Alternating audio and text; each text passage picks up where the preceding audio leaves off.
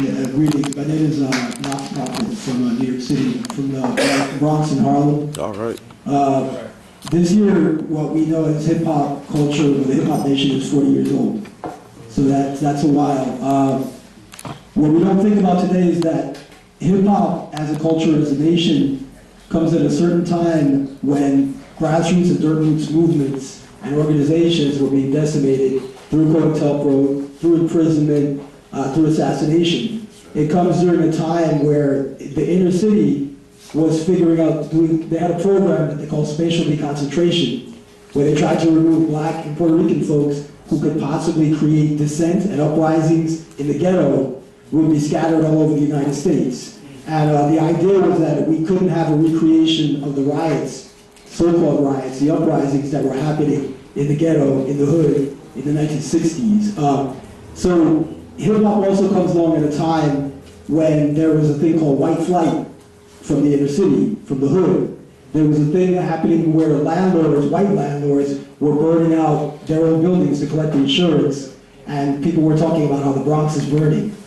You know, so basically, when you look at the beginnings of hip-hop, you're seeing a process of Black autonomy. Basically, the folks in the hood had nothing. In Charlotte Street, which is one of the main streets in the South Bronx, which is the birthplace of hip-hop, Charlotte Street was written off the map, the New York City map, as if it didn't exist anymore. The police stopped coming through that area, so it was left to drug dealers, but it was also left to people who wanted to squat.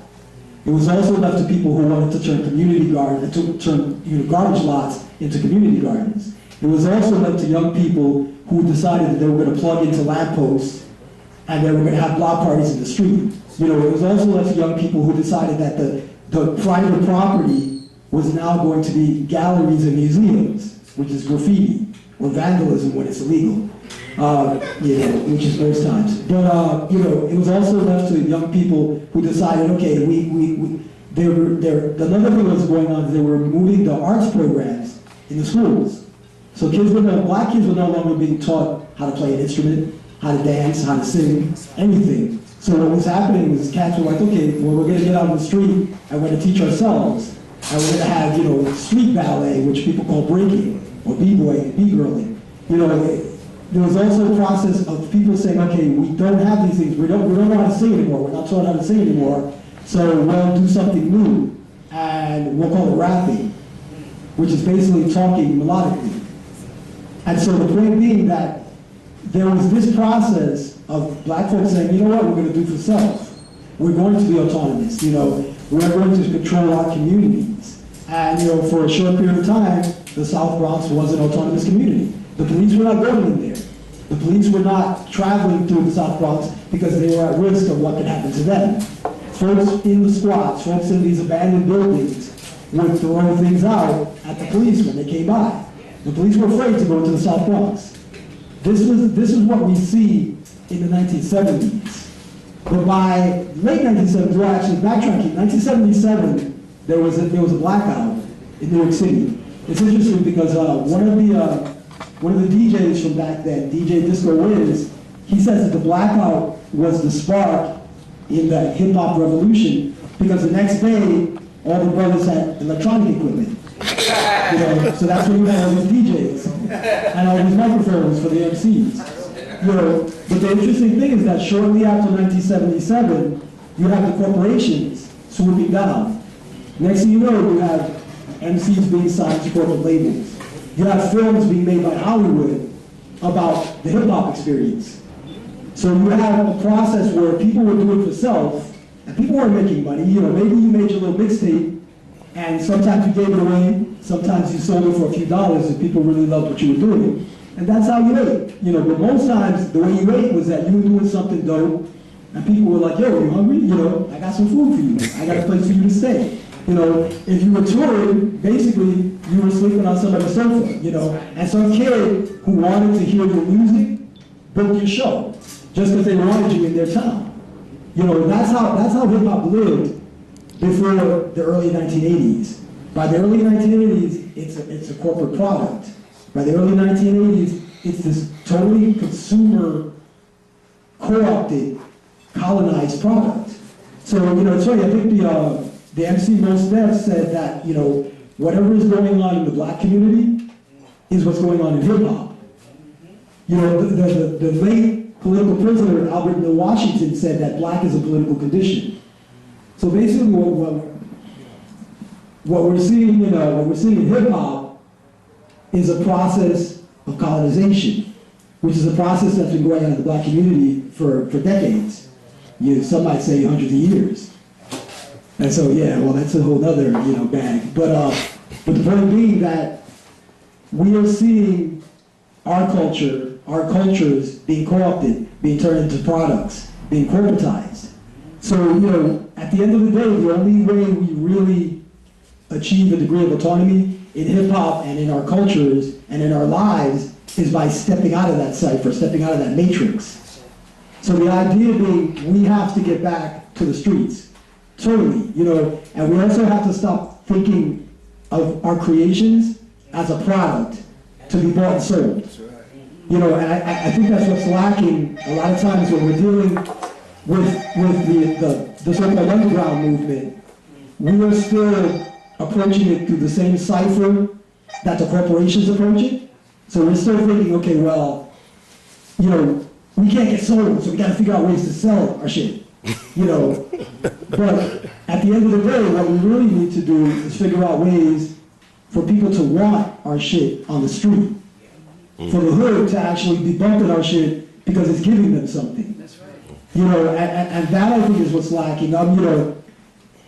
It's dope to see a lot of folks here. It's interesting because we have brothers from Detroit, we got brothers from Chicago, sister from Denver, sister from Jersey, others. And I feel like the people here have to be willing to go out into the hood, and become the emissaries. Or we call them the evangelists, not the evangelists. For this new movement that brings back this sensibility of autonomy, this sensibility of doing for self. I was reading a book by Nelson George, which is called The Death of Rhythm and Blues, and he was talking about how for centuries black music was family music. The idea being that the 80-year-old grandmother was listening to it, and the 5-year-old great-grandchild was listening to the same music. And music brought people together. What's interesting with hip-hop is because it's become this product to be sold, then the corporations decide, okay, well, we have to create this product that we are selling to kids. And so when you reach a certain age, maybe it's 21, maybe it's 31, I don't know what it is, but when you reach a certain age, you're no longer down with that music. It's no longer family music, it's no longer black music, and it's not a question of the subject matter, it's just a question of what you can sell to a certain demographic.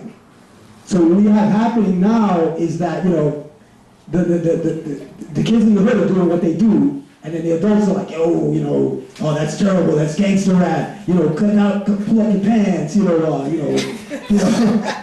on your hoodie, and all this other stuff, but we're not realizing that hip-hop is us. It's a mirror image of us. And if the youth is not uprising, if the youth is not politicized, if the youth is not organized, if the youth is not radical, if the youth is not militant, it's because right now they are a mirror image of what is happening in the black community.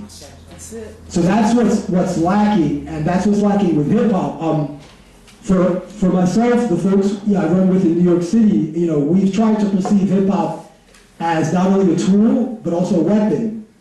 But the point of the matter is that one of the things I've experienced with other folks who consider themselves, anarchists of color, or, autonomous people of color, at least in New York City, is that a lot of those folks came from a different environment, which is not the hood. And so, in many cases, they fear the hood. They fear folks from the hood. And, the only reason we don't call them gentrifiers is because they're people of color. But the reality is, they're disconnected from the hood. Right. And there's no way you're going to build anything with the hood when you fear the hood. And I would say today, hip-hop as an entity fears the hood. And hip-hop as an entity is not trying to sell anything to the hood. It's not trying to give anything to the hood. It's not trying to bless the hood with anything, because the perception is that the hood has nothing to offer it. You know, who has something to offer? The corporations. You know, but I don't see, or I see very little attempt to create a cipher that exists outside the corporate structure. I see very little folks, you know, whether we be MCs, you know, whether we be DJs, whether we be, you know, hip-hop heads, saying, okay, well, let's create an infrastructure that does not want to get into bed with the enemy. You know, and I think that that's what's lacking. That's what's lacking for us right now, and I think that that's what we have to focus on. I would like to see everybody in this room, since people are from different places, saying, you know what, I'm going to be that evangelist, I'm going to be that emissary who gets into the hood and just raps with folks. You know, I was listening to a speech by A-Trap Brown, which was from like 1970 recently, and it was interesting because, you know, he's on the mic and he says, you know, brother, you need a job? I got a job for you in the Black Panther Party. So I was thinking about that, and I was like, okay, well, you know, what could I legitimately say to a brother now? You know, very little. You know, so it's like, okay, brother, you need a job? There's a non-profit organization, you know, that's ready to save you, you know, and they'll give you a paycheck. You know, and I think that right now we're all on a grind, we're all on a hustle, but we ain't hustling for the revolution. We're hustling to survive. And I think we also have to sort of reshape the wording of what we do. When we as Black folks think of survival, we think of surviving the elements that are fucking us up. But unfortunately, there are folks right now, white folks in the South, who call themselves patriots. When they think of survival, they think of training each other, how to use weapons, and how to survive and win when this race war, which will happen, is going to happen. And you know, my disappointment is that I see the potential for hip-hop as a culture and as a nation. And because this disconnect exists between what we are as Black folks, what we are as African descendants, and what we've become as this corporatized product to be bought and sold, we're getting nowhere. And the point being, because I don't want to go on too long, there's a lot to be done, but it starts in the streets.